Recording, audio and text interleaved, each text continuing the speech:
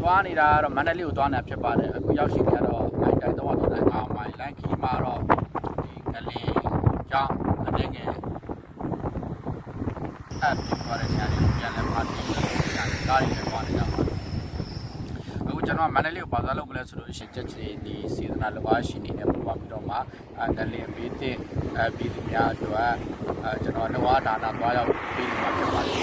ချမ်းပိတ်တဲ့ကာလမှာအခုရဲ့ကိုခွန်ကိုအားနဲ့လောအားဒါနာသွားပြီးတော့မှ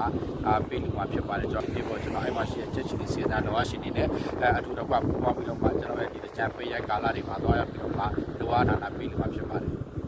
ကျေးဇူးတင်ပါတယ်ဒီနေ့ဆိုရင်17ရက်ပေါ့17ရက်နေ့ပေါ့17ရက်နေ့ပေါ့တိုးတော့အဲ့ခုလက်ရှိကျွန်တော်ရန်ကုန်မန္တလေးဘက်ခြမ်းပေါ့နော်ရန်ကုန်ကနေမန္တလေးဘက်ခြမ်းကိုသွားတဲ့ဘက်ခြမ်းမှာ340မိုင်ကျော်3မိုင်လောက်ကနေစပြီးတော့မှလမ်းအပြက်ကလေးတွေရှိနေသေးတယ်တွေ့ရဆဲပဲပေါ့နော်အဲ့ဒါလေးတွေတော့ဒီရှင်မောင်းတဲ့ဒီဇိုင်းနဲ့သွားလာစေချင်တယ်လမ်းလွှဲလေးလည်းရှိတယ်အဲ့ဒါမှတရားအကြီးတစ်စီးရှိတယ်အဲ့တရားကြီးကလည်းပြတ်နေလို့လမ်းလွှဲရနေမောင်းနေရတာပေါ့နော်ဆိုတော့အဲ့ဒါလေးတော့ရှိနေတယ်ဒီဇိုင်းမောင်းစေချင်တယ်အချို့ဟာလေးတွေကလမ်းလွှဲလို့မပြထားဘူးsorry လမ်းလွှဲလို့ပြထားတယ်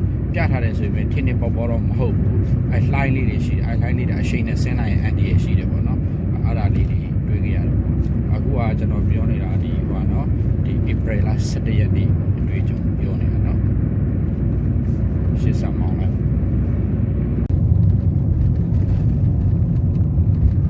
ဒါမန္တလေးရန်ကုန်မန္တလေးလမ်းဟောင်းပေါ့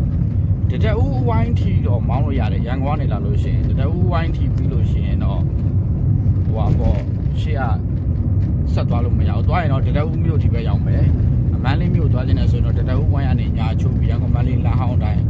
သွားပြီးတော့မှမန္တလေးမြို့တွေကိုပြောင်းမယ်ပေါ့နော်လက်ရှိဒါဒီ April 17ရက်နေ့အချိန်လေးကိုပြောတာပေါ့ကျွန်တော်အဲ့နားမှာတစ်ချက်ရက်ပြောမေးလိုက်သေးတယ်ဟွာတဲ့ဗာလဲအဲ့ရှေ့မှာတရားကြီးကျိုးသွားပြီးသွားတော့မရဘူးခိုင်းသွားနေကြသူတွေတော့သိမှာပေါ့ဗျာအခုကတော့သွားနေကြတာမဟုတ်တဲ့လူမလို့မသိတာပြတ်ပါလိုက်ရှေ့ဆက်မောင်းလိုက်ဒီမင်းနဲ့အီးရမှာဘယ်လိုလုပ်ငန်းမျိုးတွေလုပ်ပေးခဲ့တယ်ဆိုတာလည်းပဲစက်ကြည့်အောင်